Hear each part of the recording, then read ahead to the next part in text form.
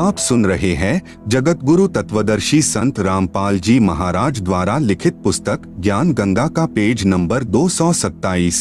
हरे राम हरे कृष्ण राधे श्याम सीताराम ओम नमः शिवाय ओम नमो भगवते वासुदेवाय आदि नाम जाप करता हूँ। सोमवार का व्रत भी रखता हूँ, कावड़ भी लाता हूँ तथा धामों पर भी दान करने जाता हूँ। मंदिर में मूर्ति पूजा करने भी जाता हूँ। स्वर्ग प्राप्ति की इच्छा करता हूँ तथा परंपरागत पूजा के कारण एक महंत से उपदेश भी ले रखा है। उत्तर, कृपया आप पुनर्उपरोक्त गीता सार को पढ़ो। जब तक तत्व ज्ञान से पूर्ण परिचित आप नहीं होंगे तब तक यह शंका रूपी कांटा खटकता ही रहेगा। जैसे ऊपर उदाहरण है कि उल्टा लटका हुआ संसार रूपी वृक्ष है जिसकी मूल यानी जड़ तो पूर्ण परमात्मा परमेश्वर है। तीनों गुण रूपी यानी रजगुण ब्रह्मा, सतगुण विष्णु, तमगुण शिव शाखाएं हैं। आपने कोई आम का पौधा लगाया है, यदि पौधे की जड़ यानी मूल की सिंचाई यानी पूजा करोगे जिससे वृक्ष बनेगा, फिर उसकी शाखाओं को फल लगेंगे। शाखा तोड़ने को थोड़े ही कहा जाता है। यह देखें, सीधा बीजा हुआ भक्ति रूपी पौधा अर्थात शास्त्र विधि अनुसार साधना। इसी प्रकार पूजा तो पूर्ण परमात्मा अर्थात मूल की करनी है, फिर कर्मफल तीनों गुण यानी ब्रह्मा, विष्णु, शिव रूपी शाखाओं को लगेंगे। इसलिए कुछ भी नहीं छोड़ना है, केवल अपना भक्ति रूपी पौधा सीधा बीजना है अर्थात शास्त्र विधि अनुसार साधना प्रारंभ करनी है। वर्तमान में सर्व पवित्र भक्त समाज शास्त्र विधि त्याग कर मनमाना आचरण कर रहा है अर्थात भक्ति रूपी पौधा उल्टा लगा रखा है। यदि किसी ने ऐसे पौधा बीज रखा हो तो उसे मूर्ख ही कहा जाता है। उल्टा बीजा हुआ भक्ति रूपी पौधे का चित्र जिसे आप पुस्तक में देख सकते हैं। इसीलिए गीता अध्याय 7 श्लोक 12 से 18 तक में तीनों गुणों यानी रजगुण ब्रह्मा जी, सतगुण विष्णु जी, तमगुण शिव जी की पूजा तक ही सीमित बुद्धि रखने वाले जो इनके अतिरिक्त किसी को नहीं पूजते हैं, उनको राक्षस स्वभाव को धारण किए हुए मनुष्यों में नीच दुष्कर्म करने वाले मूर्ख कहा है तथा कहा है कि ये मुझे भी नहीं पूजते। फिर अपनी साधना को भी गीता ज्ञान दाता प्रभु यानी ब्रह्म अर्थात क्षर पुरुष ने अति घटिया यानी अनुत्तमाम अर्थात व्यर्थ कहा है। इसलिए गीता अध्याय 18 श्लोक 62, 64, 66 तथा अध्याय 15 श्लोक 1 से 4 में कहा है कि उस पूर्ण परमात्मा यानी उल्टे लटके वृक्ष की मूल की पूजा कर की शरण में जा। उसकी पूजा तत्वदर्शी संत के बताए मार्ग से कर। गीता अध्याय 4 श्लोक 34 में तत्वदर्शी संत की तरफ संकेत किया है। उसी पूर्ण परमात्मा की शास्त्र विधि अनुसार साधना करने से ही साधक परम शांति तथा सतलोक को प्राप्त होता है अर्थात पूर्ण मोक्ष को प्राप्त करता है। गीता ज्ञान दाता प्रभु यानी क्षर पुरुष काल कह रहा है कि मैं भी उसी की शरण हूँ अर्थात मेरा भी इष्ट देव वही पूर्ण परमात्मा है। मैं भी उसी की पूजा करता हूँ, अन्य को भी उसी की पूजा करनी चाहिए। आप गीता जी का नित्य पाठ भी करते हो तथा साधना गीता जी में वर्णित विधि के विरुद्ध करते हो। आप सुन रहे हैं जगत गुरु तत्वदर्शी संत रामपाल जी महाराज द्वारा लिखित पुस्तक ज्ञान गंगा का पेज नंबर 228। जिन मंत्रों का यानी हरे राम हरे कृष्ण राधे श्याम सीताराम ओम नमो शिवाय ओम नमो भगवते वासुदेवाय आदि मंत्रों का आप जाप करते हो तथा अन्य साधनाएं व्रत करना, कावड़ लाना, तीर्थों व धामों पर दान तथा पूजा के लिए जाना, गंगा स्नान तथा तीर्थों पर लगने वाली प्रभी में स्नान पवित्र गीता जी में वर्णित न होने के कारण शास्त्र विधि त्याग कर मनमाना आचरण यानी पूजा हुआ, जिसे पवित्र गीता जी अध्याय 16 श्लोक 23-24 में व्यर्थ कहा है। गद्दी तथा महंत परंपरा की जानकारी। महंत व गद्दी परंपरा की जानकारी। किसी एकांत स्थान पर या शहर व किसी गांव में कोई महान आत्मा संत या साधक रहा करता था।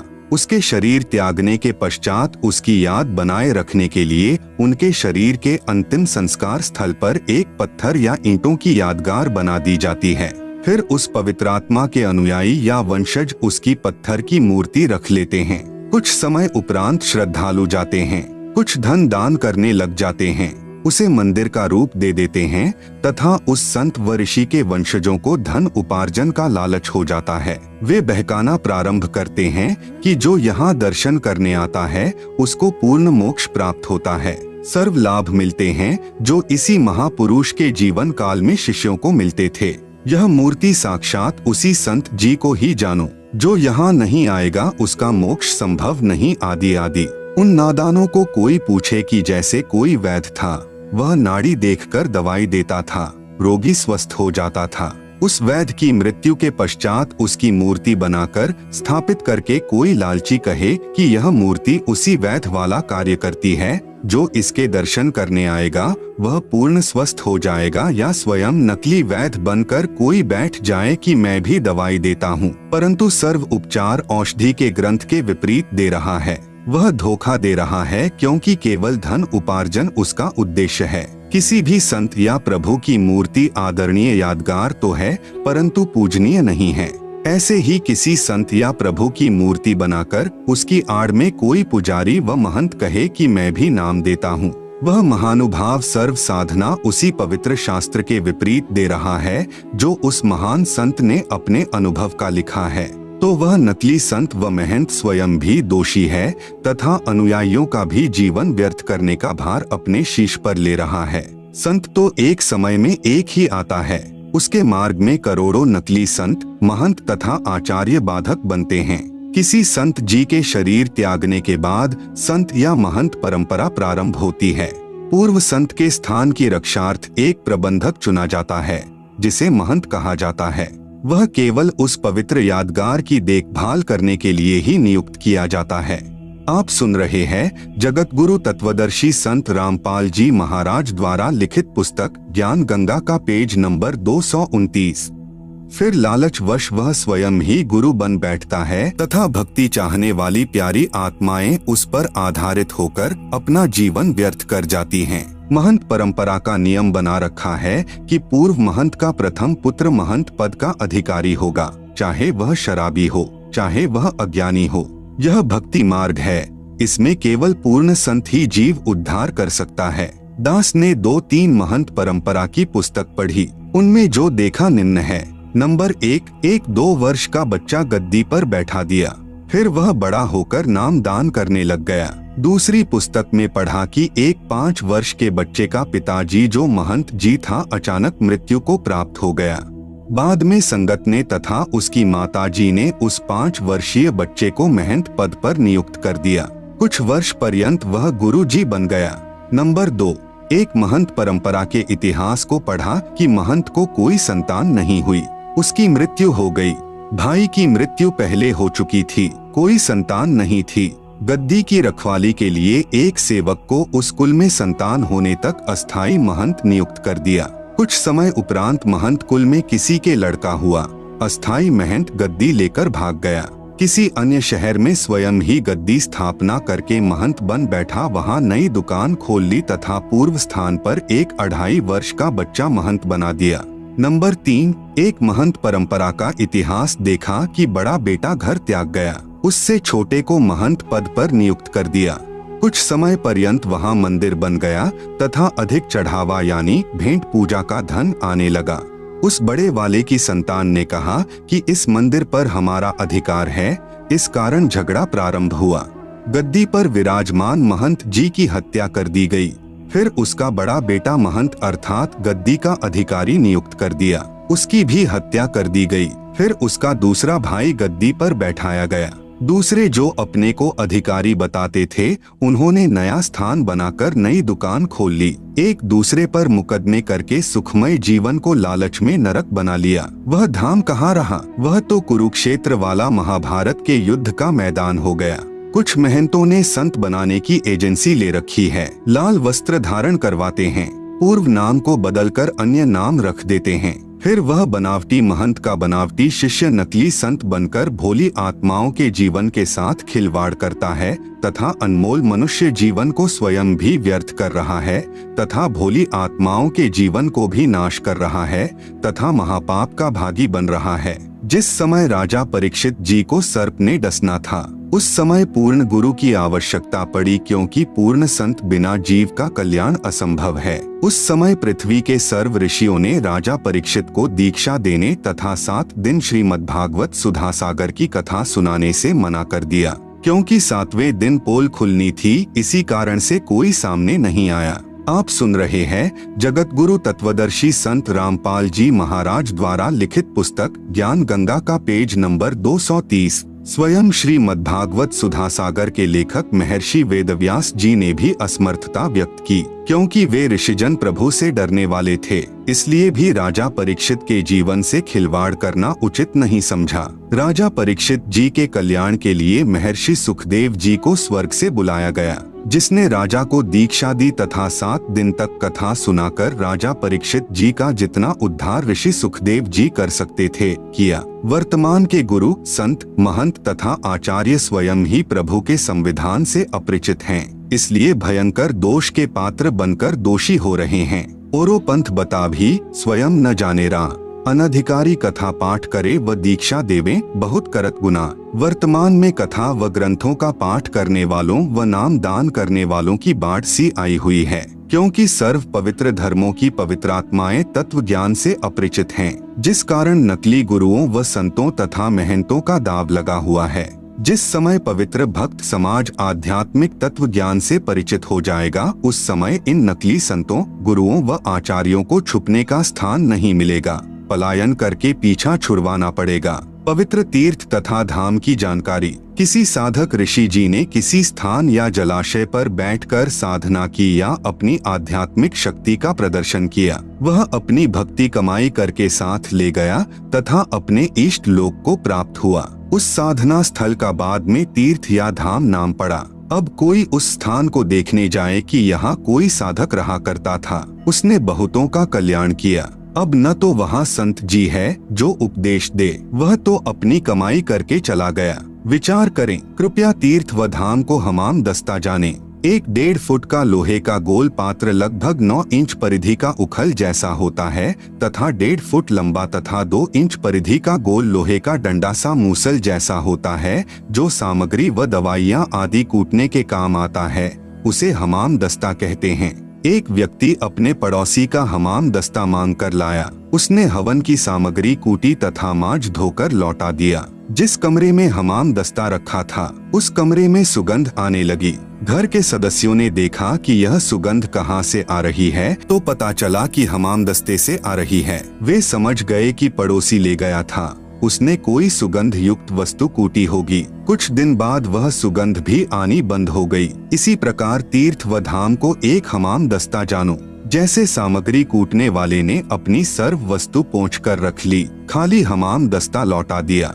आप सुन रहे हैं जगत गुरु तत्वदर्शी संत रामपाल जी महाराज द्वारा लिखित पुस्तक ज्ञान गंगा का पेज नंबर 231। अब कोई उस हमाम दस्ते को सूंघकर ही कृत्यार्थ माने तो नादानी है, उसको भी सामग्री लानी पड़ेगी, तब पूर्ण लाभ होगा। ठीक इसी प्रकार किसी धाम व तीर्थ पर रहने वाला पवित्र आत्मा तो राम नाम की सामग्री कूटकर झाड़ पहुँचकर अपनी सर्व कमाई को साथ ले गया। बाद में अनजान श्रद्धालु उस स्थान पर जाने मात्र से कल्याण समझें तो उनके मार्गदर्शकों यानी गुरुओं की शास्त्र विधि रहित बताई साधना का ही परिणाम है। उस महान आत्मा संत की तरह प्रभु साधना करने से ही कल्याण संभव है।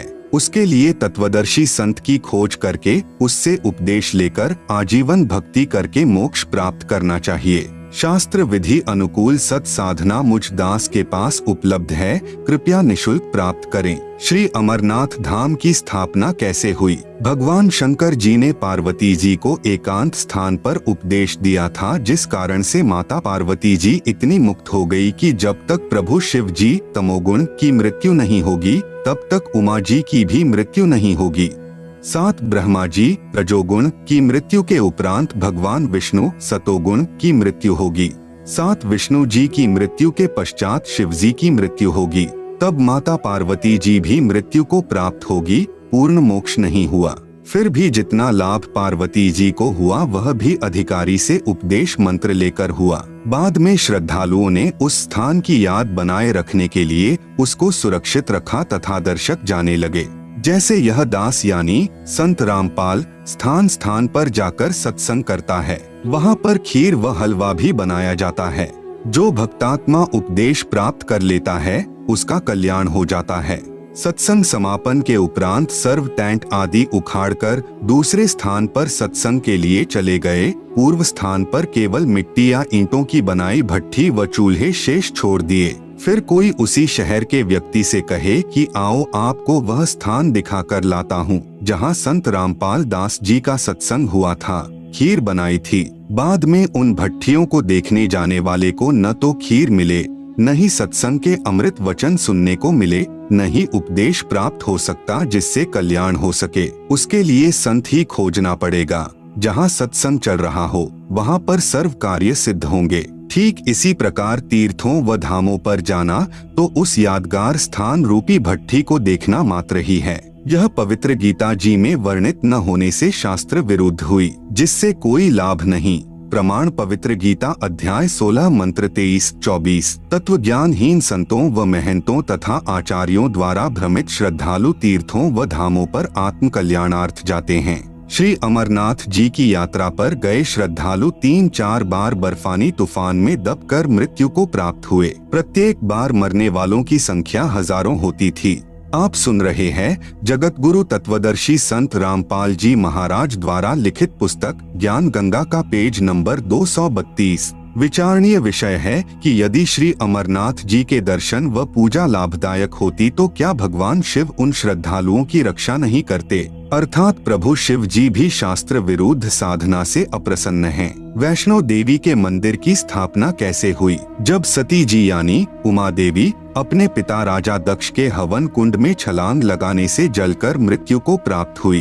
भगवान शिव जी उसकी अस्थियों के कंकाल को मोहवश सती जी यानी पार्वती जी जानकर 10,000 वर्ष तक कंधे पर लिए पागलों की तरह घूमते रहे। भगवान विष्णु जी ने सुदर्शन चक्र से सती जी के कंकाल को छिन्न भिन्न कर दिया। जहां धड़ गिरा वहां पर उसको जमीन में गाड़ दिया गया। इस धार्मिक घटना की याद बनाए रखने के लिए उसके ऊपर एक मंदिर जैसी यादगार बना दी कि कहीं आने वाले समय में कोई यह न कह दे कि पुराण में गलत लिखा है। उस मंदिर में एक स्त्री का चित्र रख दिया, उसे वैष्णो देवी कहने लगे। उसकी देख रेख व श्रद्धालु दर्शकों को उस स्थान की कहानी बताने के लिए एक नेक व्यक्ति नियुक्त किया गया। उसको अन्य धार्मिक व्यक्ति कुछ वेतन देते थे। बाद में उसके वंशजों ने उस पर भेंट यानी दान लेना प्रारंभ कर दिया तथा कहने लगे कि एक व्यक्ति का व्यापार ठप हो गया था। माता के 100 रुपए संकल्प किए, एक नारियल चढ़ाया, वह बहुत धनवान हो गया। एक निसंतान दंपति था, उसने माता के 200 रुपए, एक साड़ी, एक सोने का गले का हार चढ़ाने का संकल्प किया। उसको पुत्र प्राप्त हो गया। इस प्रकार भोली आत्माएं इन दंत कथाओं पर आधारित होकर अपनी पवित्र गीता जी तथा पवित्र वेदों को भूल गए, जिसमें वह सर्व साधनाएं शास्त्र विधि रहित लिखी हैं, जिसके कारण न कोई सुख होता है, न कोई कार्य सिद्ध होता है, न ही परम गति अर्थात मुक्ति होती है। प्रमाण पवित्र गीता अध्याय 16 मंत्र 23-24। इसी प्रकार जहाँ देवी की आंखें गिरी वहाँ नैना देवी का मंदिर व जहाँ जिह्वा गिरी वहाँ श्री ज्वाला जी के मंदिर तथा जहाँ धड़ गिरा वहाँ वैष्णो देवी के मंदिर की स्थापना हुई। पुरी में श्री जगन्नाथ जी का मंदिर अर्थात धाम कैसे बना? उड़ीसा प्रांत में एक इंद्रदमन नाम का राजा था। वह भगवान श्री कृष्ण जी का अनन्य भक्त था। एक रात्रि को श्री कृष्ण जी ने राजा को स्वप्न में दर्शन देकर कहा कि जगन्नाथ नाम से मेरा एक मंदिर बनवा दे। श्री कृष्ण जी ने यह भी कहा था कि इस मंदिर में मूर्ति पूजा नहीं करनी है, केवल एक संत छोड़ना है जो दर्शकों को पवित्र गीता अनुसार ज्ञान प्रचार करे। समुद्र तट पर वह स्थान भी दिखाया जहाँ मंदिर बनाना था। सुबह उठकर राजा इंद्रदमन ने अपनी पत्नी को बताया कि आज रात्रि को भगवान श्री कृष्ण जी दिखाई दिए, मंदिर बनवाने के लिए कहा है। आप सुन रहे हैं जगत गुरु तत्वदर्शी संत रामपाल जी महाराज द्वारा लिखित पुस्तक ज्ञान गंगा का पेज नंबर 233। रानी ने कहा, शुभ कार्य में देरी क्या, सर्व संपत्ति उन्हीं की दी हुई है, उन्हीं को समर्पित करने में क्या सोचना है। राजा ने उस स्थान पर मंदिर बनवा दिया जो श्री कृष्ण जी ने स्वप्न में समुद्र के किनारे पर दिखाया था। मंदिर बनने के बाद समुद्री तूफान उठा, मंदिर को तोड़ दिया, निशान भी नहीं बचा कि यहाँ मंदिर था। ऐसे राजा ने 5 बार मंदिर बनवाया, 5 बार समुद्र ने तोड़ दिया। राजा ने निराश होकर मंदिर न बनवाने का निर्णय ले लिया। यह सोचा कि न जाने समुद्र मेरे से कौन से जन्म का प्रतिशोध ले रहा है। कोष रिक्त हो गया, मंदिर बना नहीं। कुछ समय उपरांत पूर्ण परमेश्वर यानी कबीरदेव ज्योति निरंजन यानी काल को दिए वचन अनुसार राजा इंद्रदमन के पास आए तथा राजा से कहा, आप मंदिर बनवाओ, अब के समुद्र मंदिर यानी महल नहीं तोड़ेगा। राजा ने कहा, संत जी मुझे विश्वास नहीं है, मैं भगवान श्री कृष्ण यानी विष्णु जी के आदेश से मंदिर बनवा रहा हूँ। श्री कृष्ण जी समुद्र को नहीं रोक पा रहे हैं। 5 बार मंदिर बनवा चुका हूँ, यह सोचकर कि कहीं भगवान मेरी परीक्षा ले रहे हों, परंतु अब तो परीक्षा देने योग्य भी नहीं रहा हूँ क्योंकि कोष भी रिक्त हो गया है। अब मंदिर बनवाना मेरे वश की बात नहीं। परमेश्वर ने कहा, इंद्रदमन जिस परमेश्वर ने सर्व ब्रह्मांडों की रचना की है वही सर्व कार्य करने में सक्षम है, अन्य प्रभु नहीं। मैं उस परमेश्वर की वचन शक्ति प्राप्त हूँ। मैं समुद्र को रोक सकता हूँ यानी अपने आप को छुपाते हुए सत कह रहे थे। राजा ने कहा कि संत जी मैं नहीं मान सकता कि श्री कृष्ण जी से भी कोई प्रबल शक्ति युक्त प्रभु है। जब वे ही समुद्र को नहीं रोक सके तो आप कौन से खेत की मूली हो। मुझे विश्वास नहीं होता तथा न ही मेरी वित्तीय स्थिति मंदिर यानी महल बनवाने की है। संत रूप में आए कबीरदेव यानी कबीर परमेश्वर ने कहा, राजन यदि मंदिर बनवाने का मन बने तो मेरे पास आ जाना, मैं अमुक स्थान पर रहता हूँ, अब के समुद्र मंदिर को नहीं तोड़ेगा। यह कहकर प्रभु चले आए। उसी रात्रि में प्रभु श्री कृष्ण जी ने फिर राजा इंद्रदमन को दर्शन दिए तथा कहा, इंद्रदमन एक बार फिर महल बनवा दे। जो तेरे पास संत आया था उससे संपर्क करके सहायता की याचना कर ले। वह ऐसा वैसा संत नहीं है, उसकी भक्ति शक्ति का कोई वार पार नहीं है। राजा इंद्रदमन नींद से जागा, स्वप्न का पूरा वृतांत अपनी रानी को बताया। रानी ने कहा, प्रभु कह रहे हैं तो आप मत चुको, प्रभु का महल फिर बनवा दो। रानी की सद्भावना युक्त वाणी सुनकर राजा ने कहा, अब तो कोष भी खाली हो चुका है, यदि मंदिर नहीं बनवाऊंगा तो प्रभु अप्रसन्न हो जाएंगे। मैं तो धर्म संकट में फंस गया हूँ। रानी ने कहा, मेरे पास गहने रखे हैं, उनसे आसानी से मंदिर बन जाएगा। आप यह गहने लो तथा प्रभु के आदेश का पालन करो। यह कहते हुए रानी ने सर्व गहने जो घर रखे थे तथा जो पहन रखे थे निकालकर प्रभु के निमित्त अपने पति के चरणों में समर्पित कर दिए। आप सुन रहे हैं जगत गुरु तत्वदर्शी संत रामपाल जी महाराज द्वारा लिखित पुस्तक ज्ञान गंगा का पेज नंबर 234। राजा इंद्रदमन उस स्थान पर गया जो परमेश्वर ने संत रूप में आकर बताया था। कबीर प्रभु अर्थात अपरिचित संत को खोजकर समुद्र को रोकने की प्रार्थना की। प्रभु कबीर जी यानी कबीरदेव ने कहा कि जिस तरफ से समुद्र उठकर आता है वहां समुद्र के किनारे एक चौरा यानी चबूतरा बनवा दे, जिस पर बैठकर मैं प्रभु की भक्ति करूंगा तथा समुद्र को रोकूंगा। राजा ने एक बड़े पत्थर को कारीगरों से चबूतरा जैसा बनवाया। परमेश्वर कबीर उस पर बैठ गए। छठी बार मंदिर बनना प्रारंभ हुआ। उसी समय एक नाथ परंपरा के सिद्ध महात्मा आ गए। नाथ जी ने राजा से कहा, राजा बहुत अच्छा मंदिर बनवा रहे हो, इसमें मूर्ति भी स्थापित करनी चाहिए। मूर्ति बिना मंदिर कैसा, यह मेरा आदेश है। राजा इंद्रदमन ने हाथ जोड़कर कहा, नाथ जी प्रभु श्री कृष्ण जी ने मुझे स्वप्न में दर्शन देकर मंदिर बनवाने का आदेश दिया था तथा कहा था कि इस महल में न तो मूर्ति रखनी है न ही पाखंड पूजा करनी है। राजा की बात सुनकर नाथ ने कहा, स्वप्न भी कोई सत होता है, मेरे आदेश का पालन कीजिए तथा चंदन की लकड़ी की मूर्ति अवश्य स्थापित कीजिएगा।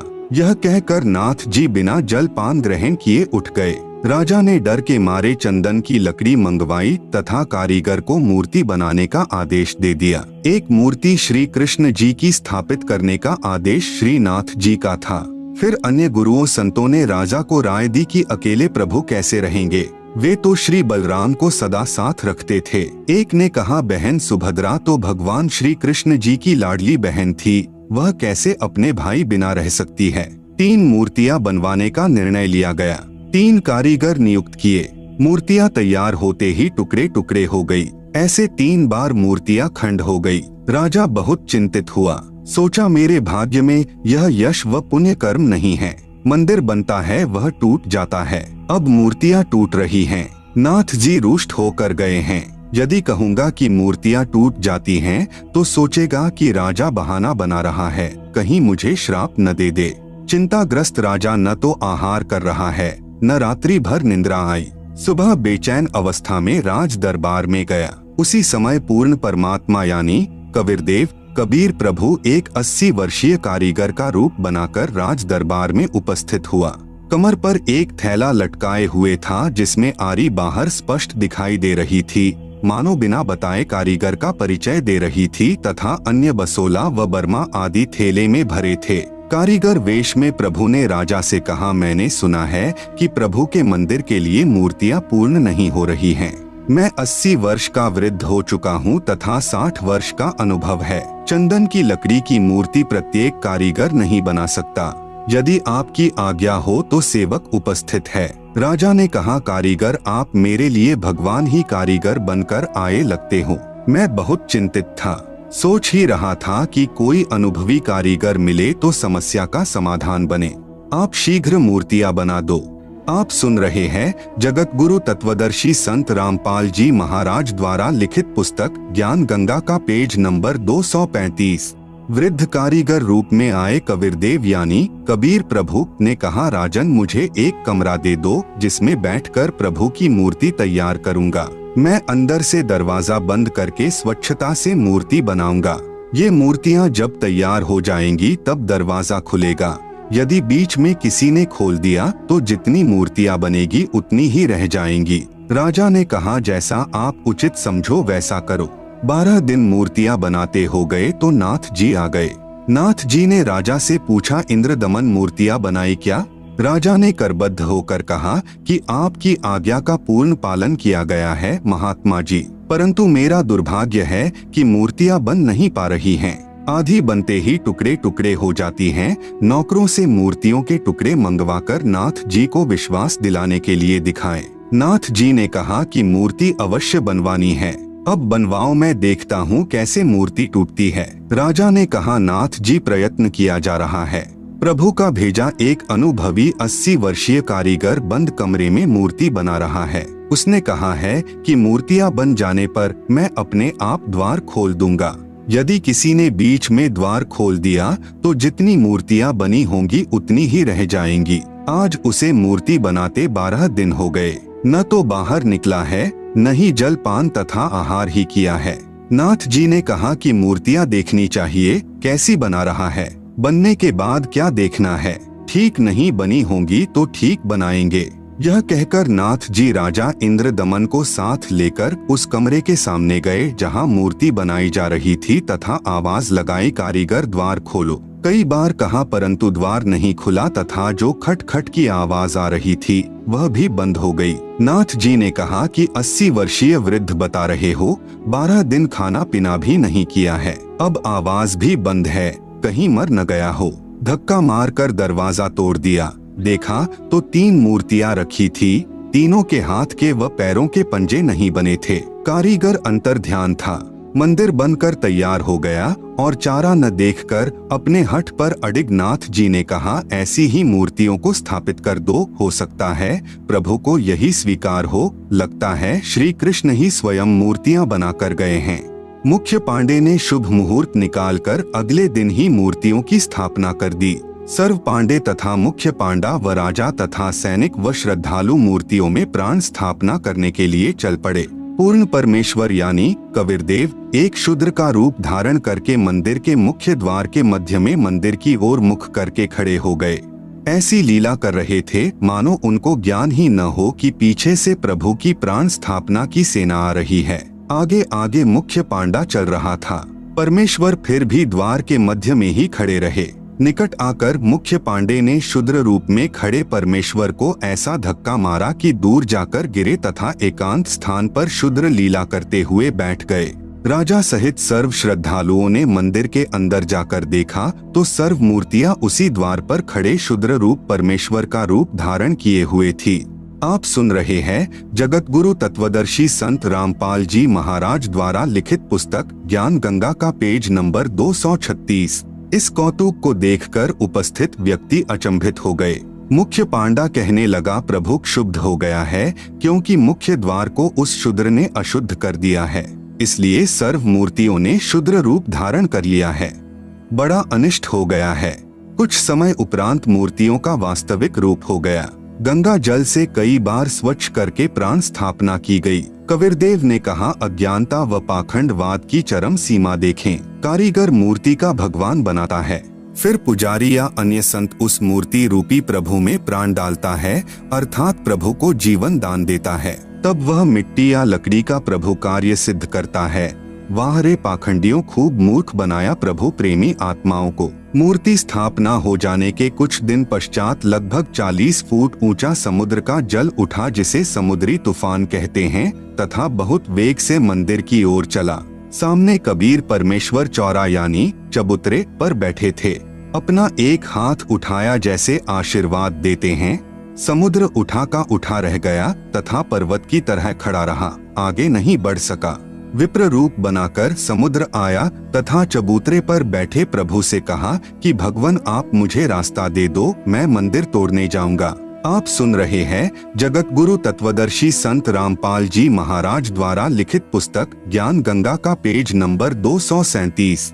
प्रभु ने कहा कि यह मंदिर नहीं है, यह तो महल यानी आश्रम है। इसमें विद्वान पुरुष रहा करेगा तथा पवित्र गीता जी का ज्ञान दिया करेगा। आपका इसको विध्वंस करना शोभा नहीं देता। समुद्र ने कहा कि मैं इसे अवश्य तोड़ूंगा। प्रभु ने कहा कि जाओ, कौन रोकता है। समुद्र ने कहा कि मैं विवश हो गया हूँ, आपकी शक्ति अपार है, मुझे रास्ता दे दो प्रभु। परमेश्वर कबीर साहेब जी ने पूछा कि आप ऐसा क्यों कर रहे हो। विप्र रूप में उपस्थित समुद्र ने कहा कि जब यह श्री कृष्ण जी त्रेतायुग में श्री रामचंद्र रूप में आया था, तब इसने मुझे अग्नि बाण दिखाकर बुरा भला कहकर अपमानित करके रास्ता मांगा था। मैं वह प्रतिशोध लेने जा रहा हूँ। परमेश्वर कबीर जी ने कहा कि प्रतिशोध तो आप पहले ही ले चुके हो, आपने द्वारिका को डुबो रखा है।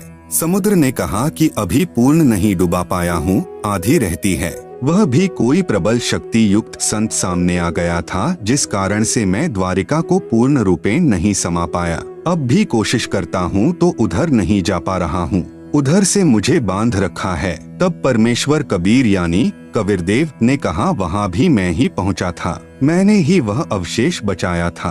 अब जा शेष बची द्वारिका को भी निगल ले, परंतु उस यादगार को छोड़ देना जहाँ श्री कृष्ण जी के शरीर का अंतिम संस्कार किया गया था। श्री कृष्ण जी के अंतिम संस्कार स्थल पर बहुत बड़ा मंदिर बना दिया गया। यह यादगार प्रमाण बना रहेगा कि वास्तव में श्री कृष्ण जी की मृत्यु हुई थी तथा पंच भौतिक शरीर छोड़ गए थे। नहीं तो आने वाले समय में कहेंगे कि श्री कृष्ण जी की तो मृत्यु ही नहीं हुई थी। आज्ञा प्राप्त कर शेष द्वारिका को भी समुद्र ने डुबो लिया। परमेश्वर कबीर जी यानी कबीरदेव ने कहा, अब आप आगे से कभी भी इस जगन्नाथ मंदिर को तोड़ने का प्रयत्न नहीं करना तथा इस महल से दूर चला जा। ऐसी आज्ञा प्रभु की मानकर प्रणाम करके मंदिर से दूर लगभग 1.5 किलोमीटर हट गया। ऐसे श्री जगन्नाथ जी का मंदिर अर्थात धाम स्थापित हुआ। श्री जगन्नाथ के मंदिर में छुआछात प्रारंभ से ही नहीं है। कुछ दिन पश्चात जिस पांडे ने प्रभु कबीर जी को शूद्र रूप में धक्का मारा था, उसको कुष्ठ रोग हो गया। सर्व औषधि करने पर भी स्वस्थ नहीं हुआ। कुष्ठ रोग का कष्ट अधिक से अधिक बढ़ता ही चला गया। सर्व उपासनाएं भी की, श्री जगन्नाथ जी से रो रो कर संकट निवारण के लिए प्रार्थना की, परंतु सर्व निष्फल रही। स्वप्न में श्री कृष्ण जी ने दर्शन दिए तथा कहा, पांडे, उस संत के चरण धोकर चरणामृत पान कर जिसको तूने मंदिर के मुख्य द्वार पर धक्का मारा था, तब उसके आशीर्वाद से तेरा कुष्ठ रोग ठीक हो सकता है। यदि उसने तुझे हृदय से क्षमा किया तो, अन्यथा नहीं। मरता क्या नहीं करता। वह मुख्य पांडा सवेरे उठा, कई सहयोगी पांडों को साथ लेकर उस स्थान पर गया जहां पर प्रभु कबीर शूद्र रूप में विराजमान थे। आप सुन रहे हैं जगत गुरु तत्वदर्शी संत रामपाल जी महाराज द्वारा लिखित पुस्तक ज्ञान गंगा का पेज नंबर 238। जो ही पांडा प्रभु के निकट आया तो परमेश्वर उठकर चल पड़े तथा कहा, हे पांडा, मैं तो अछूत हूँ, मेरे से दूर रहना, कहीं आप अपवित्र न हो जाएं। पांडा निकट पहुँचा परमेश्वर और आगे चल पड़े। तब पांडा फूट फूट कर रोने लगा तथा कहा, परवरदिगार, मेरा दोष क्षमा कर दो। तब दयालु प्रभु रुक गए। पांडे ने आदर के साथ एक स्वच्छ वस्त्र जमीन पर बिछाकर प्रभु को बैठने की प्रार्थना की। प्रभु उस वस्त्र पर बैठ गए। तब उस पांडे ने स्वयं चरण धोए तथा चरणामृत को पात्र में वापस डाल लिया। प्रभु कबीर जी ने कहा, पांडे 40 दिन तक इसे पीना भी तथा स्नान करने वाले जल में कुछ डालकर स्नान करते रहना। 40वें दिन तेरा कुष्ठ रोग समाप्त होगा। तथा कहा कि भविष्य में भी इस जगन्नाथ जी के मंदिर में किसी ने छुआछात किया तो उसको भी दंड मिलेगा। सर्व उपस्थित व्यक्तियों ने वचन किए कि आज के बाद इस पवित्र स्थान पर कोई छुआछात नहीं की जाएगी। विचार करें, हिंदुस्तान का एक ही मंदिर ऐसा है जिसमें प्रारंभ से ही छुआछात नहीं रही है। मुझ दास को भी उस स्थान को देखने का अवसर प्राप्त हुआ। कई सेवकों के साथ उस स्थल को देखने के लिए गया था कि कुछ प्रमाण प्राप्त करूं। वहां पर सर्व प्रमाण आज भी साक्षी मिले। जिस पत्थर यानी चौरा पर बैठकर कबीर परमेश्वर जी ने मंदिर को बचाने के लिए समुद्र को रोका था, वह आज भी विद्यमान है। उसके ऊपर एक यादगार रूप में गुंबज बना रखा है। वहां पर बहुत पुरातन महंत यानी रखवाला परंपरा से एक आश्रम भी विद्यमान है। वहां पर लगभग 70 वर्षीय वृद्ध महंत जी से उपरोक्त मंदिर की समुद्र से रक्षा की जानकारी चाहिए तो उसने भी यही बताया तथा कहा कि मेरे पूर्वज कई पीढ़ी से यहाँ पर महंत यानी रखवाले रहे हैं। यहाँ पर ही श्री धर्मदास साहेब व उनकी पत्नी भक्तमती आमनी देवी ने शरीर त्यागा था। दोनों की समाधियां भी साथ साथ बनी दिखाई। फिर हम श्री जगन्नाथ जी के मंदिर में गए। वहाँ पर मूर्ति पूजा आज भी नहीं है, परंतु प्रदर्शनी अवश्य लगा रखी है। जो 3 मूर्तियां भगवान श्री कृष्ण जी तथा श्री बलराम जी व बहन सुभद्रा जी की मंदिर के अंदर स्थापित हैं, उनके दोनों हाथों के पंजे नहीं हैं, दोनों हाथ टूंडे हैं। उन मूर्तियों की भी पूजा नहीं होती, केवल दर्शनार्थ रखी हैं। वहाँ पर एक गाइड पांडे से पूछा कि सुना है कि यह मंदिर 5 बार समुद्र ने तोड़ा था, पुनर्बनवाया था। समुद्र ने क्यों तोड़ा? फिर किसने समुद्र को रोका? पांडे ने कहा, इतना तो मुझे पता नहीं। यह सर्व कृपा जगन्नाथ जी की थी, उन्होंने ही समुद्र को रोका था। सुना तो है कि समुद्र ने 3 बार मंदिर को तोड़ा था। मैंने फिर प्रश्न किया कि प्रथम बार ही क्यों न समुद्र रोका प्रभु ने? पांडे ने उत्तर दिया कि लीला है जगन्नाथ की। मैंने फिर पूछा कि इस मंदिर में छुआछात है या नहीं? उसने कहा, जब से मंदिर बना है यहाँ कोई छुआछात नहीं है। आप सुन रहे हैं जगत गुरु तत्वदर्शी संत रामपाल जी महाराज द्वारा लिखित पुस्तक ज्ञान गंगा का पेज नंबर 239। मंदिर में शूद्र तथा पांडा एक थाली या पत्तल में खाना खा सकते हैं, कोई मना नहीं करता। मैंने प्रश्न किया, पांडे जी अन्य हिंदू मंदिरों में तो पहले बहुत छुआछात थी, इसमें क्यों नहीं? प्रभु तो वही है। पांडे का उत्तर था, लीला है जगन्नाथ की। अब पुण्यात्माएं विचार करें कि सत को कितना दबाया गया है एक लीला जगन्नाथ की कहकर। पवित्र यादगारें आदरणीय हैं, परंतु आत्म कल्याण तो केवल पवित्र गीता जी व पवित्र वेदों में वर्णित तथा परमेश्वर कबीर जी द्वारा दिए तत्व ज्ञान के अनुसार भक्ति साधना करने मात्र से ही संभव है, अन्यथा शास्त्र विरुद्ध होने से मानव जीवन व्यर्थ हो जाएगा। प्रमाण गीता अध्याय 16 मंत्र 23-24। श्री जगन्नाथ के मंदिर में प्रभु के आदेशानुसार पवित्र गीता जी के ज्ञान की महिमा का गुणगान होना ही श्रेयकर है, तथा जैसा श्रीमद् भगवत गीता जी में भक्ति विधि है, उसी प्रकार साधना करने मात्र से ही आत्म कल्याण संभव है, अन्यथा जगन्नाथ जी के दर्शन मात्र या खिचड़ी प्रसाद खाने मात्र से कोई लाभ नहीं, क्योंकि यह क्रिया श्री गीता जी में वर्णित न होने से शास्त्र विरुद्ध हुई, जो अध्याय 16 मंत्र 23-24 में प्रमाण है। स्वर्ग की परिभाषा है। उदाहरणार्थ स्वर्ग को एक होटल यानी रेस्टोरेंट जानो। जैसे कोई धनी व्यक्ति गर्मियों के मौसम में शिमला या कुल्लू मनाली जैसे शहरों में ठंडे स्थानों पर जाता है, वहाँ किसी होटल में ठहरता है जिसमें कमरे का किराया तथा खाने का खर्चा अदा करना होता है। 2 या 3 महीने में 20 या 30 हजार रुपए खर्च करके वापस अपने कर्म क्षेत्र में आना होता है।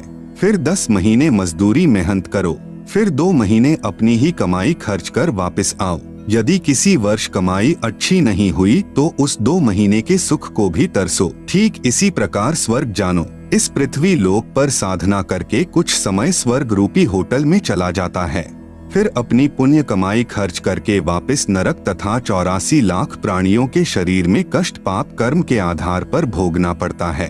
जब तक तत्वदर्शी संत नहीं मिलेगा तब तक उपरोक्त जन्म मृत्यु तथा स्वर्ग नरक व 84 लाख योनियों का कष्ट बना ही रहेगा, क्योंकि केवल पूर्ण परमात्मा का सतनाम तथा सारनाम ही पापों को नाश करता है। अन्य प्रभुओं की पूजा से पाप नष्ट नहीं होते। सर्व कर्मों का ज्यों का त्यों यानी यथावत फल ही मिलता है। इसीलिए गीता अध्याय 8 श्लोक 16 में कहा है कि ब्रह्मलोक यानी महास्वर्ग तक सर्वलोक नाशवान हैं। जब स्वर्ग महास्वर्ग ही नहीं रहेंगे तब साधक का कहाँ ठिकाना होगा? कृपया विचार करें। आप सुन रहे हैं जगत गुरु तत्वदर्शी संत रामपाल जी महाराज द्वारा लिखित पुस्तक ज्ञान गंगा का पेज नंबर 240। प्रश्न: क्या गीता जी का नित्य पाठ करने का कोई लाभ नहीं? जो दान करते हैं, जैसे कुत्ते को रोटी, भूखे को भोजन, चिटियों को आटा, तीर्थों पर भंडारा आदि करते हैं, क्या यह भी व्यर्थ है? उत्तर: धार्मिक सद्ग्रंथों के पठन पाठन से ज्ञान यज्ञ का फल मिलता है। यज्ञ का फल कुछ समय स्वर्ग या जिस उद्देश्य से किया उसका फल मिल जाता है, परंतु मोक्ष नहीं। नित्य पाठ करने का मुख्य कारण यह होता है कि सद्ग्रंथों में जो साधना करने का निर्देश है तथा जो न करने का निर्देश है उसकी याद ताजा रहे, कभी कोई गलती न हो जाए, जिससे हम वास्तविक उद्देश्य त्याग कर गफलत करके शास्त्र विधि त्याग कर मनमाना आचरण यानी पूजा न करने लग जाएं तथा मनुष्य जीवन के मुख्य उद्देश्य की याद बनी रहे कि मनुष्य जीवन का मूल उद्देश्य आत्म कल्याण ही है, जो शास्त्र अनुकूल साधना से ही संभव है। जैसे एक जमींदार को वृद्धावस्था में पुत्र की प्राप्ति हुई। किसान ने सोचा जब तक बच्चा जवान होगा, अपने खेती बाड़ी के कार्य को संभालने योग्य होगा, कहीं मेरी मृत्यु न हो जाए। इसलिए किसान ने अपना अनुभव लिखकर छोड़ दिया तथा अपने पुत्र से कहा कि पुत्र, जब तू जवान हो तब अपने खेती बाड़ी के कार्य को समझने के लिए इस मेरे अनुभव के लेख को प्रतिदिन पढ़ लेना तथा अपनी कृषि करना। पिताजी की मृत्यु के उपरांत किसान का पुत्र प्रतिदिन पिताजी के द्वारा लिखे अनुभव के लेख को पढ़ता, परंतु जैसा उसमें लिखा है वैसा कर नहीं रहा है। वह किसान का पुत्र क्या धनी हो सकता है? कभी नहीं। वैसे ही करना चाहिए जो पिताजी ने अपना अनुभव लेख में लिखा है। ठीक इसी प्रकार पवित्र गीता जी के पाठ को तो श्रद्धालु नित्य कर रहे हैं, परंतु साधना सदग्रंथ के विपरीत कर रहे हैं। इसलिए गीता अध्याय 16 श्लोक 23-24 के अनुसार व्यर्थ साधना है। जैसे तीनों गुणों यानी रजगुण ब्रह्मा जी, सतगुण विष्णु जी, तमगुण शिव जी की पूजा गीता अध्याय 7 श्लोक 12 से 15 तथा 20 से 23 में मना है, तथा श्राद्ध निकालना अर्थात पितर पूजा, पिंड भरवाना, फूल यानी अस्थियां उठाकर गंगा में क्रिया करवाना, 13वीं 17वीं महीना 6 माही वर्षी आदि करना गीता अध्याय 9 श्लोक 25 में मना है। व्रत रखना गीता अध्याय 6 श्लोक 16 में मना है। लिखा है कि हे अर्जुन, योग यानी भक्ति न तो बिल्कुल न खाने वाले यानी व्रत रखने वाले का सिद्ध होता है, अर्थात व्रत रखना मना है। भूखों को भोजन देना, कुत्तों आदि जीव जंतुओं व पशुओं को आहार कराना आदि बुरा नहीं है, परंतु पूर्ण संत के माध्यम से उनकी आज्ञा अनुसार दान तथा यज्ञ आदि करना ही पूर्ण लाभदायक है। जैसे एक कुत्ता कार के अंदर मालिक वाली सीट पर बैठकर यात्रा करता है, कुत्ते का ड्राइवर मनुष्य होता है, उस पशु को आम मनुष्य से भी अधिक सुविधाएं प्राप्त होती हैं। अलग से कमरा, पंखा तथा कूलर लगा होता है आदि आदि। आप सुन रहे हैं जगत गुरु तत्वदर्शी संत रामपाल जी महाराज द्वारा लिखित पुस्तक ज्ञान गंगा का पेज नंबर 241। जब वह नादान प्राणी मनुष्य शरीर में था, दान भी किया, परंतु मनमाना आचरण यानी पूजा के माध्यम से किया, जो शास्त्र विधि के विपरीत होने के कारण लाभदायक नहीं हुआ। प्रभु का विधान है कि जैसा भी कर्म प्राणी करेगा उसका फल अवश्य मिलेगा। यह विधान तब तक लागू है जब तक तत्वदर्शी संत पूर्ण परमात्मा का मार्गदर्शक नहीं मिलता। जैसा कर्म प्राणी करता है वैसा ही फल प्राप्त होता है। इस विधान के अनुसार वह तीर्थों तथा धामों पर या अन्य स्थानों पर भंडारे द्वारा तथा कुत्ते आदि को रोटी डालने के कर्म के आधार पर कुत्ते की योनि में चला गया। वहाँ पर भी किया कर्म मिला। कुत्ते के जीवन में अपनी पूर्व जन्म की शुभ कर्म की कमाई को समाप्त करके गधे की योनि में चला जाएगा। उस गधे के जीवन में सर्व सुविधाएं छीन ली जाएंगी। सारा दिन मिट्टी, कच्ची पक्की ईंटें ढोएगा, तत्पश्चात अन्य प्राणियों के शरीर में कष्ट उठाएगा तथा नरक भी भोगना पड़ेगा। 84 लाख योनियों का कष्ट भोग कर फिर मनुष्य शरीर प्राप्त करता है। फिर क्या जाने भक्ति बने या न बने।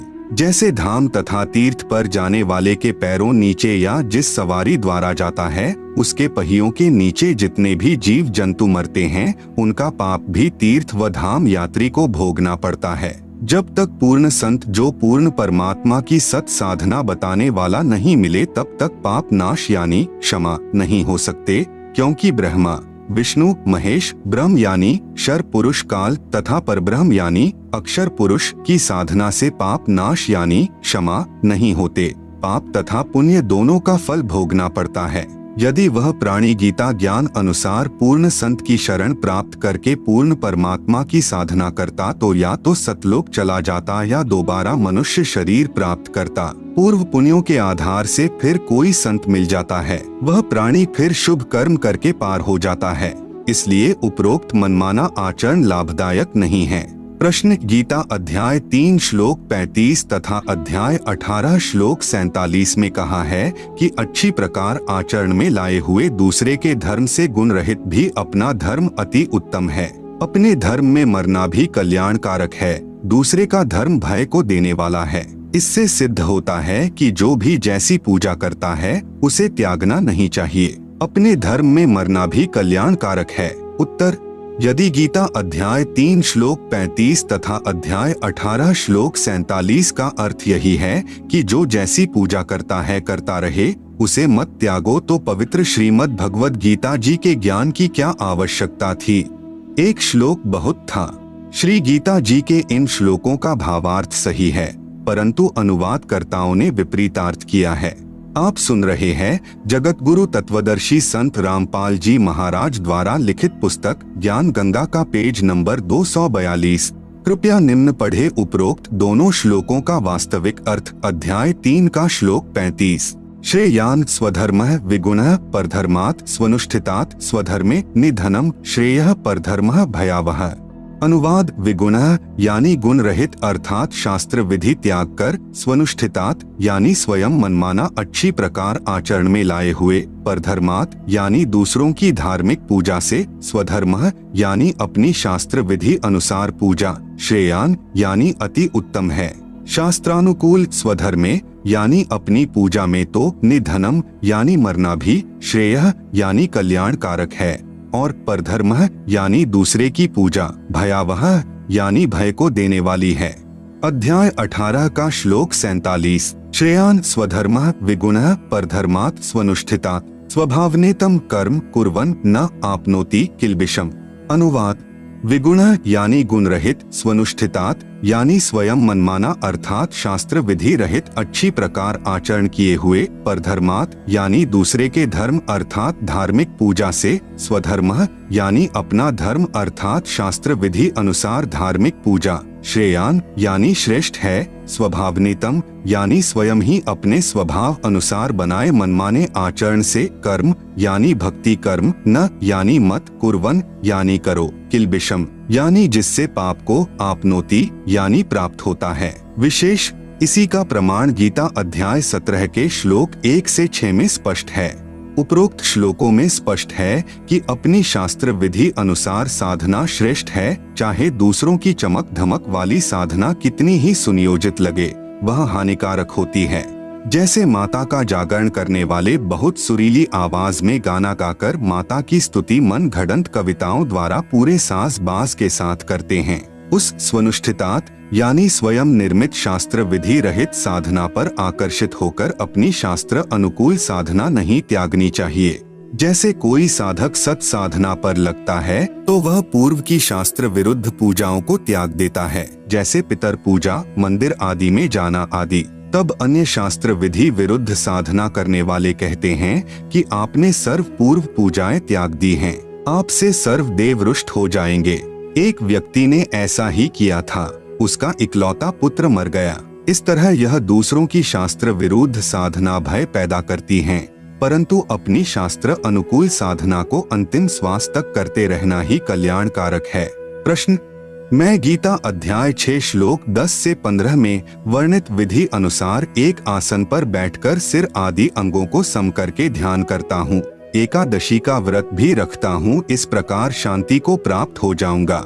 उत्तर, कृपया आप गीता अध्याय 6 श्लोक 16 को भी पढ़े, जिसमें लिखा है कि हे अर्जुन, यह योग यानी साधना न तो अधिक खाने वाले का, न बिल्कुल न खाने यानी व्रत रखने वाले का सिद्ध होता है, न अधिक जागने वाले का, न अधिक क्षण करने यानी सोने वाले का सिद्ध होता है, न ही एक स्थान पर बैठकर साधना करने वाले का सिद्ध होता है। आप सुन रहे हैं जगत गुरु तत्वदर्शी संत रामपाल जी महाराज द्वारा लिखित पुस्तक ज्ञान गंगा का पेज नंबर 243। गीता अध्याय 6 श्लोक 10 से 15 तक वर्णित विधि का खंडन गीता अध्याय 3 का श्लोक 5 से 9 में किया है कि जो मूर्ख व्यक्ति समस्त कर्म इंद्रियों को हठपूर्वक रोककर अर्थात एक स्थान पर बैठकर चिंतन करता है, वह पाखंडी कहलाता है। इसलिए कर्मयोगी यानी कार्य करते करते साधना करने वाला साधक ही श्रेष्ठ है। वास्तविक भक्ति विधि के लिए गीता ज्ञान दाता प्रभु यानी ब्रह्म किसी तत्वदर्शी की खोज करने को कहता है। गीता अध्याय 4 श्लोक 34। इससे सिद्ध है गीता ज्ञान दाता यानी ब्रह्म द्वारा बताई गई भक्ति विधि पूर्ण नहीं है। इसलिए गीता अध्याय 6 श्लोक 10 से 15 तक ब्रह्म यानी शर पुरुष काल द्वारा अपनी साधना का वर्णन है तथा अपनी साधना से होने वाली शांति को अति घटिया यानी अनुत्तमाम गीता अध्याय 7 श्लोक 18 में कहा है।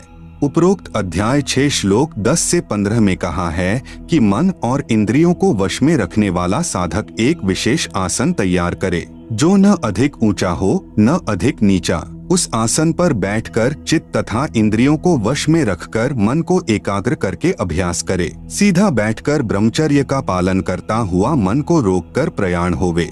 इस प्रकार साधना में लगा साधक मुझ में रहने वाली निर्वाण परमाम यानी अति बेजान अर्थात बिल्कुल मरी हुई यानी नाम मात्र शांति को प्राप्त होता है। इसीलिए गीता अध्याय 7 श्लोक 18 में अपनी साधना से होने वाली गति यानी लाभ को अति घटिया यानी अनुत्तमाम कहा है।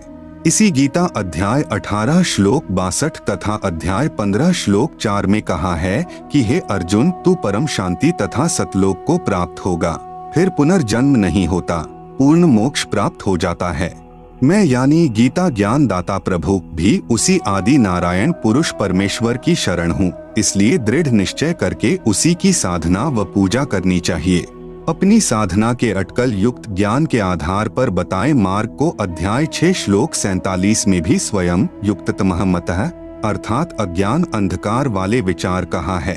अन्य अनुवादकर्ताओं ने में युक्ततमः मत का अर्थ परम श्रेष्ठ मान्य है किया है, जबकि करना था कि यह मेरा अटकल लगाया अज्ञान अंधकार के आधार पर दिया मत है, क्योंकि यथार्थ ज्ञान के विषय में किसी तत्वदर्शी संत से जानने को कहा है। गीता अध्याय 4 श्लोक 34 में वास्तविक अनुवाद गीता अध्याय 6 श्लोक 47 का। अध्याय 6 का श्लोक 47 योगिनाम अपि सर्वेषाम मद्गतेन अंतरात्मना श्रद्धावान भजते यह माम सह में युक्ततमः मतः। अनुवाद मेरे द्वारा दिए भक्ति विचार जो अटकल लगाया हुआ उपरोक्त श्लोक 10 से 15 में वर्णित पूजा विधि जो मैंने अनुमान सा बताया है, पूर्ण ज्ञान नहीं है, क्योंकि सर्वेशाम यानी सर्व, योगिनाम यानी साधकों में, यह यानी जो, श्रद्धावान यानी पूर्ण आस्था से, अंतरात्मना यानी सच्ची लगन से, मदगतेन यानी मेरे द्वारा दिए भक्ति मत के अनुसार, माम यानी मुझे, भजते यानी भजता है, सह यानी वह, अपि यानी भी, युक्ततमः यानी अज्ञा अंधकार से जन्म मरण स्वर्ग नरक वाली साधना में ही लीन है। यह मैं यानी मेरा, मतः यानी विचार है। आप सुन रहे हैं जगत गुरु तत्वदर्शी संत रामपाल जी महाराज द्वारा लिखित पुस्तक ज्ञान गंगा का पेज नंबर 244। इसी का प्रमाण पवित्र गीता अध्याय 7 श्लोक 18 में तथा गीता अध्याय 5 श्लोक 29 तथा गीता अध्याय 6 श्लोक 15 में स्पष्ट है। इसीलिए गीता अध्याय 18 श्लोक 62 में कहा है कि हे भारत, तू सर्व भाव से उस परमात्मा की शरण में जा उसकी कृपा से ही तू परम शांति को तथा सनातन परम धाम अर्थात सतलोक को प्राप्त होगा।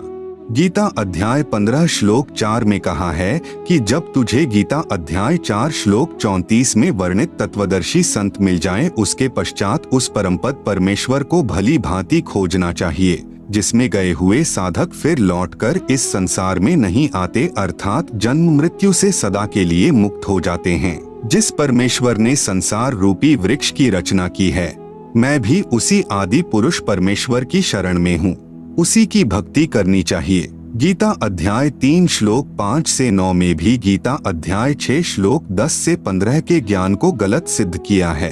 अर्जुन ने पूछा, प्रभु मन को रोकना बहुत कठिन है। भगवान ने उत्तर दिया, अर्जुन मन को रोकना तो वायु को रोकने के समान है। फिर यह भी कहा है कि निसंदेह कोई भी व्यक्ति किसी भी समय क्षण मात्र भी कर्म किए बिना नहीं रहता। जो महामूर्ख मनुष्य समस्त कर्म इंद्रियों को हठपूर्वक ऊपर से रोककर मन से कुछ न कुछ सोचता रहता है, इसलिए एक स्थान पर हठ योग करके न बैठकर सांसारिक कार्य करते करते यानी कर्मयोग साधना करना ही श्रेष्ठ है। कर्म न करने अर्थात हठ योग से एक स्थान पर बैठकर साधना करने की अपेक्षा कर्म करते करते साधना श्रेष्ठ है। एक स्थान पर बैठकर साधना यानी अकर्मणा करने से तेरा जीवन निर्वाह कैसे होगा। शास्त्र विधि त्याग कर साधना यानी हठ योग एक आसन पर बैठकर करने से कर्म बंधन का कारण है। दूसरा, जो शास्त्र अनुकूल कर्म करते करते साधना करना ही श्रेष्ठ है, इसलिए सांसारिक कार्य करता हुआ साधना कर। गीता अध्याय 8 श्लोक 7 में कहा है कि युद्ध भी कर, मेरा स्मरण भी कर, इस प्रकार मुझे ही प्राप्त होगा। गीता अध्याय 7 श्लोक 18 में तथा अध्याय 18 श्लोक 62 में कहा है कि परंतु मेरी साधना से होने वाली गति यानी लाभ अति घटिया यानी अनुत्तमाम है। इसलिए उस परमेश्वर की शरण में जा, जिसकी कृपा से तू परम शांति तथा शाश्वतम स्थानम यानी सतलोक को प्राप्त होगा। उस परमेश्वर की भक्ति विधि तथा पूर्ण ज्ञान यानी तत्व ज्ञान किसी तत्वदर्शी संत की खोज करके उससे पूछ, मैं यानी गीता ज्ञान दाता ब्रह्मक्षर पुरुष भी नहीं जानता।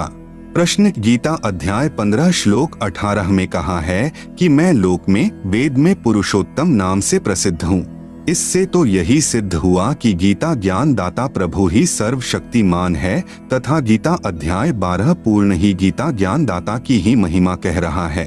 उत्तर, गीता जी में गीता ज्ञान दाता प्रभु अपनी साधना तथा समर्थता भी कह रहा है तथा साथ साथ उस पूर्ण परमात्मा की महिमा भी कह रहा है तथा उस परमेश्वर की साधना के लिए तत्वदर्शी संत की ओर संकेत भी कर रहा है।